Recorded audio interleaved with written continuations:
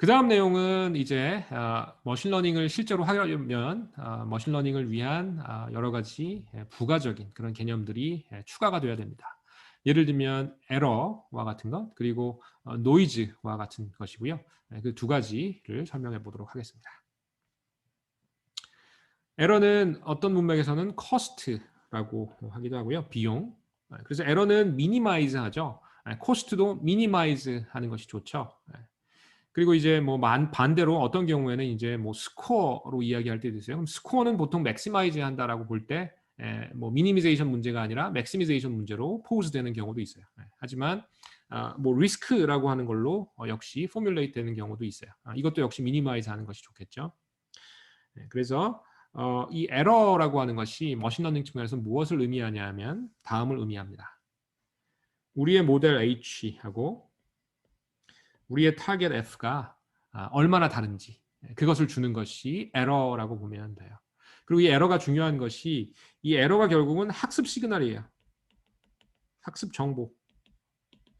에러가 결국은 머신러닝 모델에게 어떻게 트레이닝 해야 되는지에 대한 인포메이션을 제공하는 아주 중요한 역할을 하게 됩니다.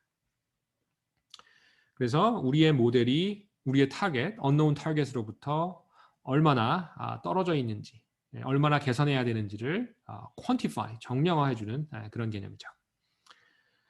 그래서 좀 전에 이야기한 대로 어떤 에러 메저를 쓰는지, 뭐 스퀘어드 에러인지 크로스 엔트로피인지 어떤 걸 쓰는지에 따라서 머신러닝의 결과가 완전히 달라질 수 있어요. 그래서 에러 매트릭을 정하는 것은 머신러닝에 있어서 정말 중요합니다. 두 번째 관련되지만 같지 않은 개념이 노이즈라는 거예요. 여기에 보면 이제 이런 사진이 있고 잘 보면 이렇게 점이 막 끼어 있음을 알 수 있습니다. 세상에 존재하는 거의 모든 데이터에는 이렇게 눈에 보이건 보이지 않건 노이즈가 끼어 있어요. 지금 우리 비대면 수업을 진행하는데 이 통신 채널에도 노이즈가 낍니다. 그래서 제 말소리가 조금 완벽하게 제 옆에서 제가 직접 말하는 때와 좀 다르게 들릴 수 있고 화면도 조금 블러하게 보일 수 있고 그런 거죠. 자, 그래서 노이즈는 우리에게 어떤 걸 의미하냐면 타겟 펑션의 본질에 대한 어떤 고려를 할 수 있게 해주고요. 무슨 말이냐 하면 예를 들면 여기에 노이지한 이런 데이터를 주어주고 뭔가를 판정하라고 했을 때 노이즈 때문에 우리가 딱 유니크한 그런 솔루션을 구하지 못하게 되는 경우가 있어요. 그렇죠? 노이즈를 뭐 제거한다라고 쳤을 때 노이즈를 제거할 수 있는 방법은 여러 가지가 있을 수 있다는 거죠. 어쨌든 많은 경우에 노이즈 때문에 우리의 F라고 하는 이 타겟, 우리의 타겟을 조금 다른 견지에서 바라보게 만들어 주는 그런 개념이 됩니다. 즉 유니크하지 않게 만들어 주는 거예요.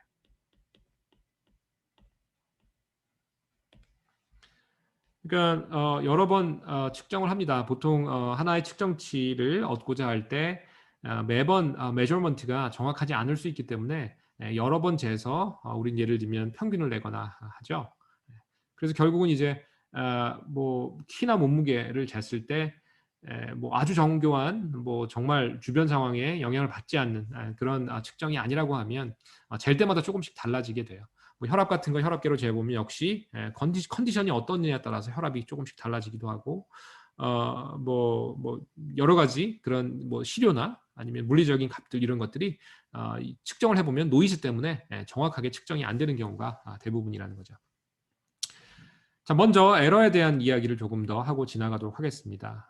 원칙적으로 보면 이 에러란 무엇을 제어하냐 하면 아까 이야기한 대로 H하고 F가 얼마나 같은지를 퀀티파이 해야 되잖아요. 그래서 수식으로 보자면 이제 아래와 같이 7번과 같이 표현을 할 겁니다. 에러인데 얘는 H가 바뀌면 당연히 바뀌는 값이고 타겟이 바뀌면 당연히 바뀌는 값이겠죠. 그래서 이것이 이제 우리가 가정할 수 있는 H와 F 전반적으로 고려했을 때 에러를 이렇게 정의하는 것이 이론적으로는 맞을 거예요. 그런데 실제로 불가능하죠. 그죠? F도 모르고 뭐 우리가 따져줄 수 있는 모든 H를 뭐 당연히 무한대 가능성이 있는데 그래서 언제나 practically 하는 방법은 아래와 같이 하는 겁니다. 데이터를 모으면 그 안에 여러 개의 데이터 포인트가 있죠. 우리 은행 이그젬플 아까 신용카드 만드는 예로 들면 지원자 1, 지원자 2, 지원자 3 이렇게 여러 가지 데이터 포인트가 있을 거예요. 그럼 그 각각 인디비주얼 데이터에 대해서 에러를 잽니다. 그리고 나서 전체 데이터에 대해서 평균을 낸 다음에 그것을 마치 7번인 양 사용하겠다라는 거예요. 그래서 아주 중요한 개념이고 individual input point에 대해서 포인트 와이즈로 각각의 샘플에 대해서 에러를 잰다라는 뜻이 되겠습니다. 그리고 나서 우리는 어떻게 써주냐 하면 small e, 즉 point wise error라는 뜻이고요. 뭐와 뭘 비교하냐 하면 x라고 하는 데이터를 우리 모델에 태워봐요. 걔가 값을 막 줄 것이고 똑같은 데이터 f에 대해서 태운 트레이닝 데이터나 뭐 이런 게 있겠죠. 그래서 이 둘 사이에 괴리를 재면 그것이 이 포인트 x에 대한 포인트 와이즈 에러가 되는 거예요. 자, 예를 들면 스퀘어드 에러가 있죠. 이것은 h 모델 아웃풋과 진실 사이를 뺀 다음에 제곱한 거. 그 다음에 바이너리 에러 또는 뭐 제로원 에러라고도 얘기해 주는데 얘는 모델 아웃풋과 진실을 비교해서 둘이 만약에 달라요. 그러면 에러가 1이라고 하고요. 두 개가 같아요. 그러면 에러를 제로라고 하는 겁니다. 그래서 요 노테이션 기억하죠? 이 안에 true가 들어오면 얘는 1이에요. 이 안에 false가 들어오면 얘는 0인 거죠. 그래서 이것을 바이너리 에러 또는 제로원 로스, 뭐 제로원 에러 이런 이름으로 불러주게 됩니다. 뒤쪽에 클래시피케이션 할 때 더 이야기하도록 하겠습니다. 자, 그래서 개별적인 데이터 포인트에서 에러를 재는 것이 머신러닝에서 일반적이다라고 이야기했고요. 여러분이 사용하는 데이터가 셋이에요. 데이터 셋이라고 불리는데 개별적인 데이터 포인트에 대해서 에러를 잰 다음에 포인트 와이즈로 그것을 전체 셋에 대해서 평균을 내면 그것이 오버롤 에러가 됩니다. 그래서 오버롤 에러 이것은 정확히는 근사치가 되겠죠. 그렇죠? 이것은 어떻게 하냐면 포인트 에러, 포인트 와이즈 에러에 대한 평균, 에버리지가 됩니다. 늘 하는 거죠. 뭐 mean squared error, 우리 많이 얘기하는 mean squared error 생각해 보시면 이거는 이름을 거꾸로 디코딩하면 돼요. 일단 에러니까 h하고 f를 뺀 겁니다. 그리고 제곱한 거니까 이렇게 되는 거고요. 그리고 mean 평균이니까 얘를 쭉 더해서 평균 내주면 돼요. 이게 mean squared error인 거죠. 자, 그래서 인샘플 에러 또는 트레이닝 에러라고도 뒤쪽에서 이야기할 거예요. 트레이닝 데이터에 대해서 구한 트레이닝 에러는 아래와 같이 정의가 됨을 알 수 있어요. 자, 일단 우리는 large n개의 트레이닝 데이터가 있고요. 또는 샘플의 크기가 large n인 거고요. small n 번째 각각 이그샘플에 대해서 모델 아웃풋과 진짜 레이블을 비교합니다. 포인트 와이즈로. 그러면 large n개의 넘버가 나올 거고 그거를 large n에 대해서 평균을 내면 그것이 우리의 인샘플 에러가 됨을 알 수 있어요. 계속 이야기하지만 인샘플 에러는 우리가 구할 수 있는 값입니다. 반면에 out of sample error는 이론적인 개념적인 값이고요. 실제로는 구할 수가 없습니다. 그래서 이 8번이 average로 표현이 되어 있다면 이 9번은 expectation으로 표현이 되겠죠. 자, point wise error이고요. 그 다음에 세상에 존재하는 모든 x에 대한 expectation이에요. 여기서 이 굵게 쓴 이것은 expectation입니다. 그리고 얘 estimator가 average인 거예요. 그래서 이게 8번씩, 이게 9번씩인 거죠. 그죠? 자, 그래서 우리 교과서나 아니면 렉처 노트에서 계속 이야기할 텐데 에버리지 이렇게 쓸 거고요. 이게 뭐에 대해서 랜덤이냐를 아래쪽에 나타냅니다. 랜덤 베리어블 공부할 때 가장 명심해야 되는 게 랜덤리스가 어디서 나오느냐 반드시 고려해야 되겠죠. 그래서 뭐에 대해서 확률 분포가 있느냐 여기서는 데이터 X가 달라지겠죠. 그래서 X에 대한 expectation을 모든 X에 대해서 구한 것 그것이 여기 이아웃 정의에 사용되는 거죠. 당연히 9번은 이론적인 값입니다. 자, 그 다음에 그러면 이제 또 나오는 질문이 에러 매저는 그럼 어떻게 정합니까? 교수님 에러가 그렇게 중요하다면서요. 에러를 바탕으로 머신러닝이 학습 정보를 얻을 수 있고 그 다음에 에러라는 것이 그렇게 중요하면 에러는 어떻게 정의를 하게 됩니까? 라는 질문을 하게 돼요. 자, 그래서 요즘 스마트폰이나 이런 데 많이 사용되는 지문 기반의 fingerprint verification, 지문 인식을 한번 예로 들어보겠습니다. 두 종류의 에러가 있다라고 볼 수 있어요. 여기 지문이 있고 여기에 이제 어떤 진실, 이 지문에 대한 어떤 그 판정을 하는 진실 F가 있다라고 했을 때 이 지문이 여러분의 것이면 플러스 1을 리턴하고 그게 아니고 조금 과하게 표현했는데 여러분이 아닌 not you면은 마이너스 1을 이 f라고 하는 게 진실 정확하게 준다라고 가정을 해보죠. 그랬을 때 우리는 두 종류의 에러를 따져줄 수 있을 거예요. 아주 직관적이에요. 예를 들면 내가 내 폰을 가지고 지문을 띡 댔는데 얘가 안 열리는 거. 그것도 에러죠. 반대로 여자친구 폰에 내 지문을 댔더니 이게 열려요. 이것도 에러인 거죠. 뭐 다른 말로 하면 디제스터라고 하고 어쨌든 자 그래서 두 종류의 에러가 있는데 자, 첫 번째는 false accept 그죠? 받아들이면 안 되는데 받아들이는 거. 두 번째는 false reject 이게 받아들여야 되는데 받아들여주지 않는 것. 이렇게 두 종류가 있음을 여러분 알 수 있죠. 자 그러면 둘 다 어쨌든 에러니까 에러는 패널라이즈 해야 돼요. 그래야 러닝 시그널이 생기는 거예요. 에러가 아니면 당연히 패널라이즈가 안 되지만 에러가 있을 때는 뭔가 패널라이즈를 해야 되는 거예요. 자 그래서 여기에 이런 2x2 매트릭스를 가지고 설명을 해보도록 하겠습니다. 자 일단 에러가 없는 것은 어떻게 볼 수 있나요? 플러스 1인데 플러스 1이라고 한 거. 그죠? 내가 내 폰에다 내 지문 찍어서 열리는 거. 반면에 그죠? 내 폰 아닌 거에 안 열리는 거. 이것도 아무 문제 없죠. 에러가 없어요. 그런데 이제 에러라고 하는 것은 여기는 두 가지 상황인 겁니다. 실제로는 내 폰이라 열려야 되는데 안 열리는 false reject. 내 폰이 아니라 안 열려야 되는데 열리는 false accept. 이렇게 두 가지를 패널라이즈 해줘야 되는 것이고 여기서 논의의 중점은 얼마나 패널라이즈 할지 뭐 이런 거예요. 패널라이즈 안 하는 건 제로로 하면 되는데 false accept, false reject을 어떻게 패널라이즈 할까? 중요한 질문이고 미리 답을 이야기하면 케이스 따라 다릅니다. 그래서 그것을 잘 이해해야 되는 거예요. 그래서 그 얘기를 더 하도록 하겠습니다. 자 일단 만약에 우리가 슈퍼마켓에 있는 핑거프린터 리더를 설계하는 그런 프로젝트를 맡았다라고 해보죠. 그래서 이건 어떤 상황이냐면 슈퍼마켓에 가서 슈퍼마켓 뭐 자주 오는 분들을 위해서 거기에 핑거프린터 리더가 있는 거예요. 그래서 거기서 나의 지문을 띡 하고 넣고 그럼 만약에 그 슈퍼마켓의 단골 고객이면 뭐 홍길동 고객님 안녕하세요. 어서 오세요. 여기 쿠폰이 있습니다. 막 주고 뭐 이런 그런 셋업인 거죠. 그래서 디스카운트를 위해서 핑거프린트를 채취하는 그런 상황을 가정을 해보시죠. 자, 그랬을 때 false accept과 false reject을 생각해 보세요. false reject이면 기분 나쁩니다. 나 여기 지금 뭐 예를 들면 여기 예제에 월마트가 되어 있는데 아주 충성스러운 고객인데 나를 못 알아보는 거예요. 그럼 열받을 수 있습니다. 그래서 이거는 고객한테 아주 안 좋죠.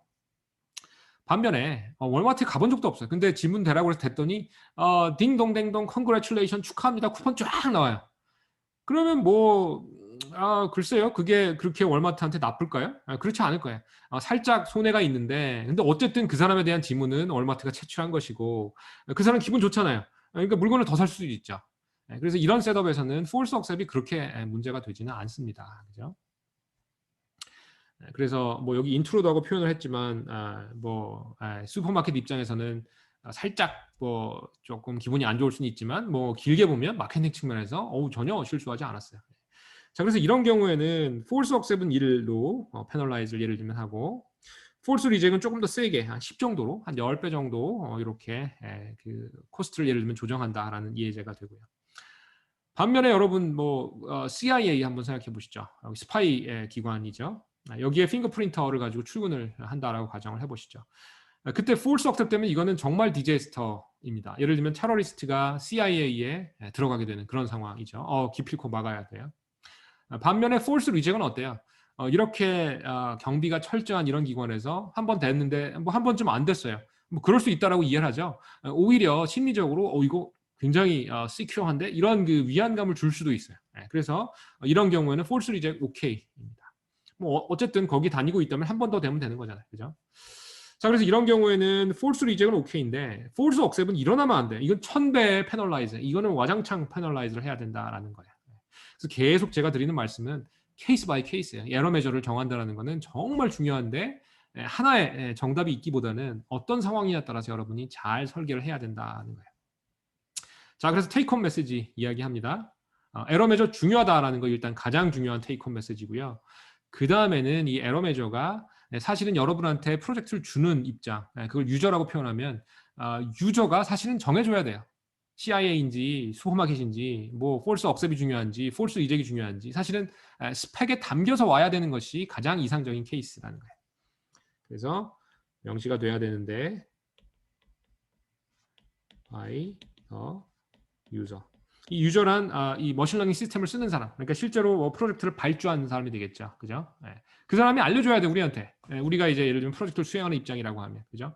이게 지금 슈퍼마켓 상황인지, 학교인지, 뭐 CIA인지, 국정원인지, 뭐 경찰인지, 뭐 어딘지 예, 사용자가 알려줘야 된다라는 거예요. 그래야 거기에 적절한 의미를 부여해서 머신러닝 트레이닝이 되겠죠. 그래서 그게 제일 이상적인 케이스고요. 잘 설계된 머신러닝 시스템은 그렇게 합니다. 그런데 이제 그것이 언제나 가능한 것은 아니에요. 예를 들면 뭐 대충 해주세요. 이런 경우도 많고요. 잘 몰라요. 저는 그런 용어 모릅니다. 폴스 옵젝트 몰라요. 적절히 해주세요. 아니면 이제 최선의 매트릭을 알지만 그것을 구현하는 게 불가능하거나 뭐 이런 경우가 있습니다. 그래서 이런 경우도 아주 많이 등장을 해서 그래서 결국은 맞춤옷이 가장 내 몸에 잘 맞죠. 하지만 맞춤옷을 이제 뭐 입는 사람도 있지만 많은 경우에 요즘 기성복이 워낙 잘 나오기 때문에 기성복을 입죠. 그래서 이제 기성복도 반드시 중요하다라는 거예요. 그래서 대안으로 그럴 듯하고 아주 뭐 리즈너블한, 플로서블한 그런 메저들 널리 써요. 아까 얘기했던 스퀘어드 에러, 가우시안 노이즈, 뭐 크로스 엔트로피 이런 것들 널리 쓰이고요. 아주 제너럴한 두닥닥 쓸 수 있는 무난한 그런 메저들이고요. 그 다음에 이제 뭐 위에 거랑 뭐 익스클루시브하지는 않은데요. 뭐 또 다른 특징을 이야기해 보라 그러면 이제 어떤 경우에는 에러 매트릭을 정확히 받았는데 그것을 계산이 불가능하거나 너무 오래 걸리거나 하는 상황이 있어요. 그래서 mathematically convenient한 그런 매트릭도 널리 사용이 됩니다. 예를 들면 closed form 솔루션이 있다든지 convex 모양이라서 optimize하면 글로벌 옵티멈이 있다든지 이런 friendly한